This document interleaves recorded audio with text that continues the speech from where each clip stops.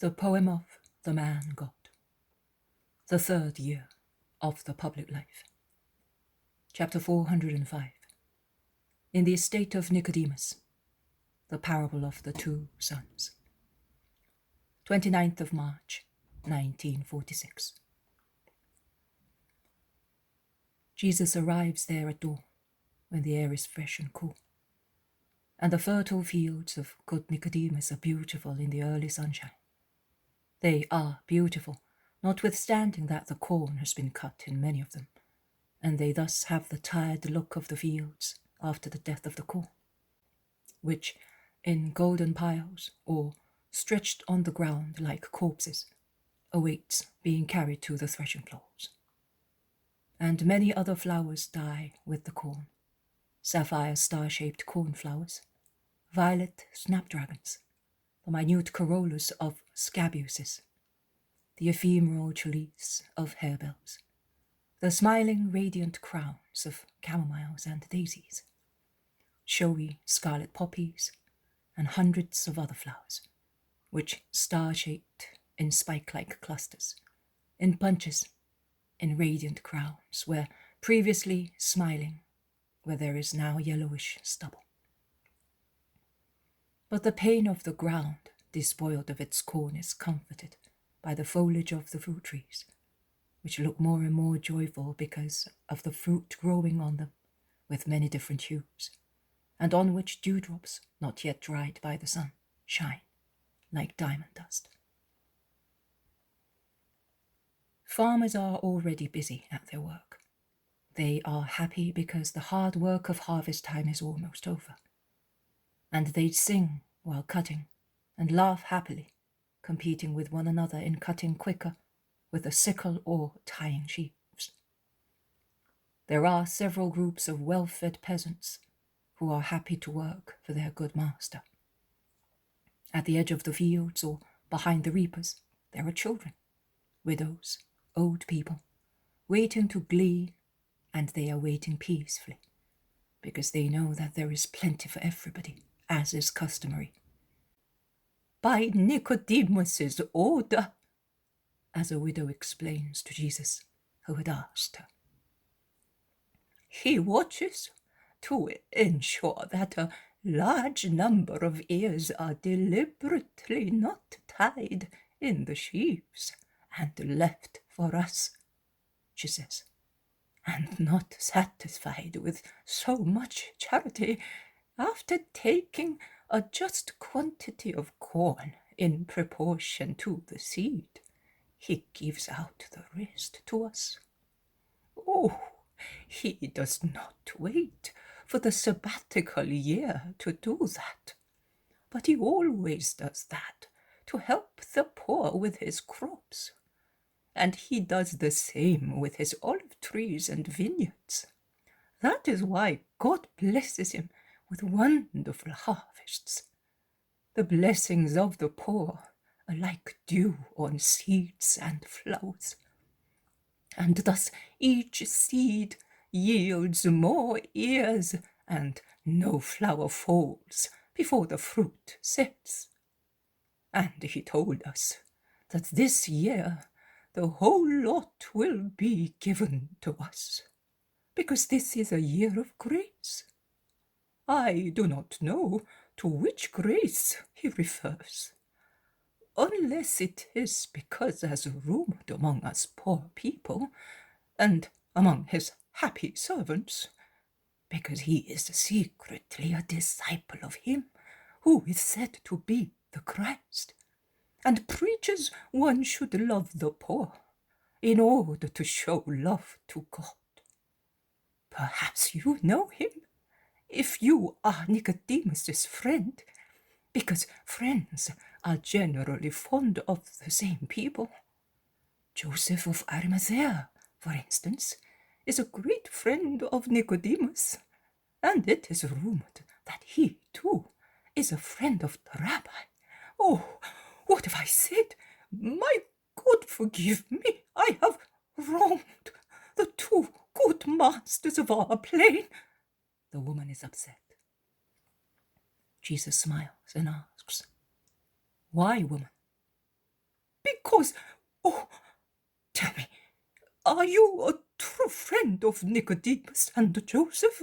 Or are you one of the Sanhedrin, one of the false friends, who would harm those two good people if they knew for certain that they are friends of the Galilean? Do not worry. I am a true friend of those two good men. But you know many things, woman. How did you get to know them? Oh, we all know. The high classes with hatred, the low ones with love. Because even if we do not know him, we love the Christ. We, the forlorn ones, whom he only loves and teaches to love. And we tremble for him. The Judeans, Pharisees, scribes and priests are so wicked. But I am scandalizing you. Forgive me. My tongue is the tongue of a woman and cannot keep quiet. But it is because they are the cause of all our sorrows, the powerful ones who oppress us mercilessly and compel us to fast on days which are not prescribed by the law, but imposed by the necessity of finding money to pay all the tithes which they, the rich ones, have levied on poor people. And it is because all our hopes are in the kingdom of this rabbi, who, if he is so good, now that he is persecuted, what will he be when he is king? His kingdom is not of this world, woman. He will have neither palaces nor armies. He will not impose human laws. He will not make donations of money, but he will teach the better ones to do so. And the poor will find not 2 or 10 or 100 friends among the rich, but all those who believe in the Master will join their wealth together to assist their needy brothers. Because from now on, your fellow creature will no longer be called neighbor, but brother, in the name of the Lord. Oh! The woman is astonished, dreaming of such an era of love. She caresses her children, smiles, then raises her head and says, So you assure me that I have not wronged Nicodemus, speaking to you? I did it so spontaneously. Your eyes are so kind, your countenance so serene. I don't know, I feel as safe as if I were near an angel of God. That's why I spoke. You have done no harm, be sure of that. On the contrary, you have praised my friend so highly that I will commend him as well, and he will be dearer to me than ever. Do you live here? Oh, no, Lord. I come from a village between Lydda and Bethdagon. But when one needs relief, Lord, one runs even if the road is a long one. The winter months, the mouths of starvation are longer. And eternity is longer than life. People ought to have for their souls the same care they have for their bodies, and run where there are words of life. And that is what I do with the disciples of Rabbi Jesus, the good one. You know, the only good rabbi of the too many rabbis we have. You do the right thing, woman, says Jesus, smiling, but making gestures to Andrew and James of Zebedee, who are with him, whereas the others have gone towards Nicodemus's house, to stop gesticulating, to make the woman understand that it is Rabbi Jesus who is speaking to her. Of course I do the right thing. I do not want to be guilty of not loving and not believing him. They say that he is the Christ. I do not know him, but I want to believe, because I think that those who refuse to accept him as such will be in trouble. And supposing his disciples are mistaken, asks Jesus, tempting her. That's not possible, Lord. They are too good, humble and poor, to think that they are following a man who is not holy. In any case, I have spoken to people who were cured by him. Do not commit the sin of not believing, Lord. You would damn your soul. After all, I think that if we were all mistaken, and he were not the promised king, he is certainly holy and a friend of God. If he speaks those words and cures souls and bodies, and it is always a good thing to esteem good people. What you say is true. Persist in your faith. There is Nicodemus. Yes, with the disciples of the rabbi. In fact, they go round the country evangelizing the reapers. Yesterday also we ate their bread. Nicodemus, with his tunic tucked up, is coming forward without noticing the master, and he tells the peasants not to pick up any of the ear that have been cut. We have enough bread for ourselves. Let us give the gift of God to those who have none, and let us give it to them without any fear. A late frost might have destroyed our crops. Not one seed has been lost. Let us give God's bread back to him by giving it to his unhappy children. And I can assure you that next year's harvest will be even more plentiful, 10 times richer, because he said so. An overflowing measure will be given to those who give. The peasants, respectful and happy, listen to their master nodding assent, and Nicodemus, from one field and one group to another, repeats his kind instructions. Jesus, half hidden by a curtain of canes near a petition ditch, approves and smiles. The more Nicodemus approaches him, the more he smiles, as their meeting and the disciples' surprise are now very close at hand. In fact, Nicodemus jumps over the ditch to go into other fields and becomes petrified before Jesus, who stretches his arms towards him. At last, he recovers his power of speech. Holy Master, how come you are here with me? May you be blessed. To become acquainted with you, if there was any such need, through the words of the most sincere witnesses, those whom you overwhelm with charity. Nicodemus is on his knees, prostrated on the ground, and also the disciples, led by Stephen and Joseph from Emmaus on the mountains, are on their knees. The peasants and the poor people present understand, and they all prostrate themselves, venerating the Master, seized with astonishment. Stand up. Up to a little while ago, I was the wayfarer who inspired confidence. Continue to consider me as such, and love me without any fear. Nicodemus, I sent the 10 apostles who are missing to your house. I spent the night outside to watch that an order was carried out. Yes, and God blesses you for that order. Which voice told you that this year, and not the next one, is a year of grace, for instance? I do not know. And I know. I am not a prophet, but I am not a fool. And a light from heaven was added to my intelligence. My master, I wanted the poor to enjoy the gifts of God, while God is still among the poor.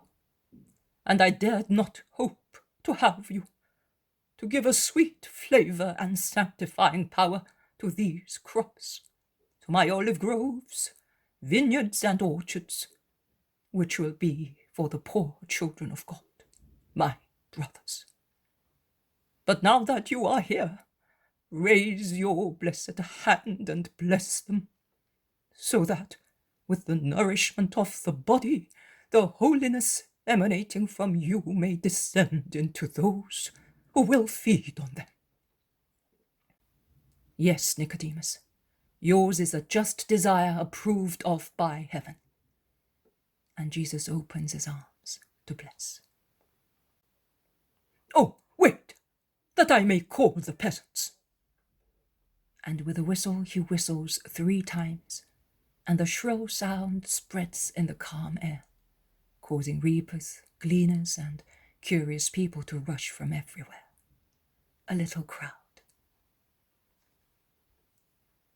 Jesus opens his arms and says, "Through the power of the Lord, for the desire of his servant, may the grace of health, both of soul and body, descend upon every grain, every grape, olive, and fruit, and may it prosper and sanctify those who eat of them with good spirit, free from concupiscence and hatred, and willing to serve the Lord by obeying his divine, perfect will."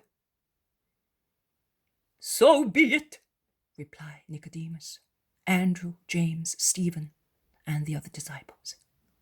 "So be it," replied the people of the crowd, standing up, as they had knelt down to be blessed. "Stop the work, my friend. I want to speak to them." "A gift in a gift.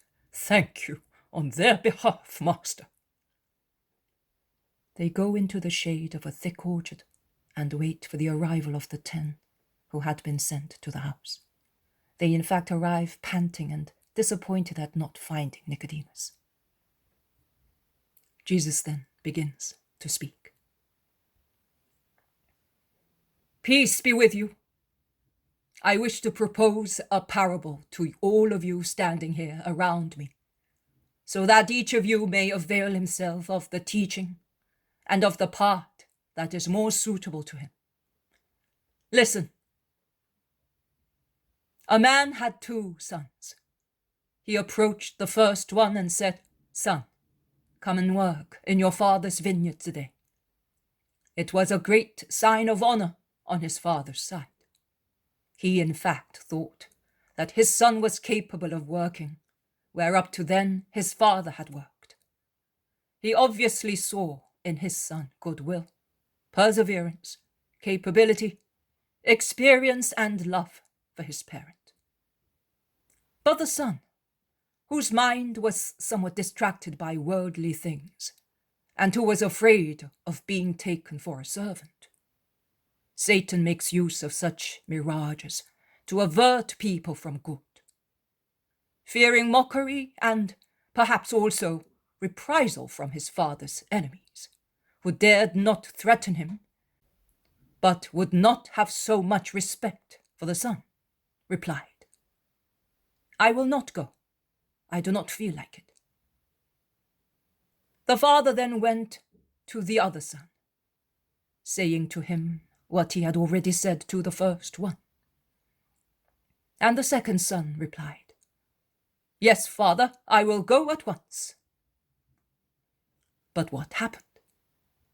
The first son, whose mind was honest, after a first moment of weakness in temptation, a moment of rebellion, repented, having disgusted his father, and without saying anything went to the vineyard, where he worked all day until late in the evening, and then went back home with peace in his heart, having fulfilled his duty. The second son, instead, untruthful and weak, went out, that is true, but he then wasted his time wandering about the town, making useless visits to influential people, from whom he hoped to get some benefit. And he said to himself in his heart, 'Father is old and will not leave the house. I will tell him that I obeyed, and he will believe me.'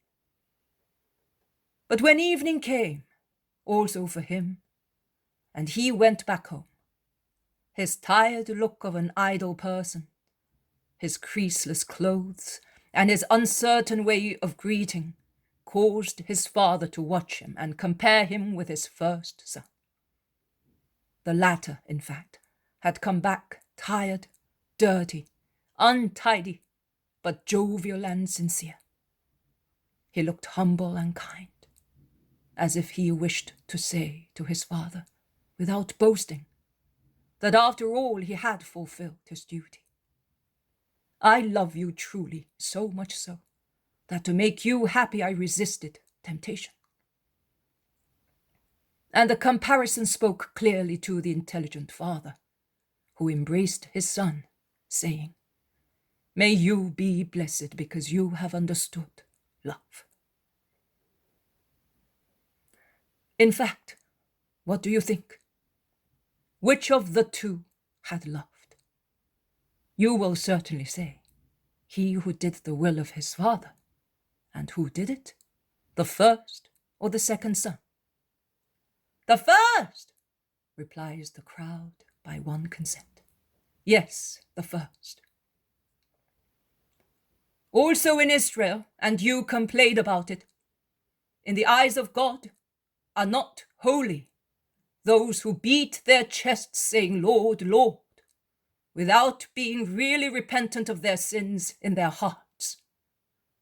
In fact, their hearts become harder and harder. Neither are those holy who ostentatiously devote rites to be regarded as saints, whereas in private they lack charity and justice. Neither those are holy who rebel against the will of God who sends me, and they contest it as if it were the will of Satan, which will not be forgiven.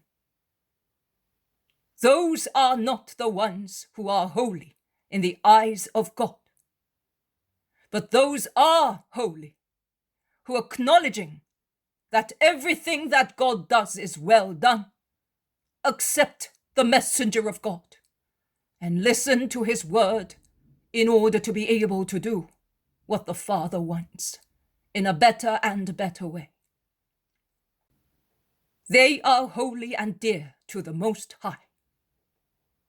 I solemnly tell you, ignorant and poor people, publicans and prostitutes will go before many who are called masters, powerful, holy, and they will enter the kingdom of God. And it will be just, because John came to Israel to lead her on the ways of justice, and too many in Israel did not believe him. Israel, who calls herself learned and holy, but publicans and prostitutes did believe him. And I came, and the learned and holy ones do not believe me, but poor and ignorant people and sinners do believe in me. And I have worked miracles, and they did not believe even them, neither do they repent for not believing. On the contrary, they hate me and those who love me. Well, I say, blessed those who can believe in me and thus do the will of God, in whom there is eternal salvation. Increase your faith and persevere. You will possess heaven, because you knew how to love the truth. Go. May God be always with you. He blesses them and dismisses them, and then, walking beside Nicodemus, he goes towards the house of his disciple to rest during the hot hours of the day.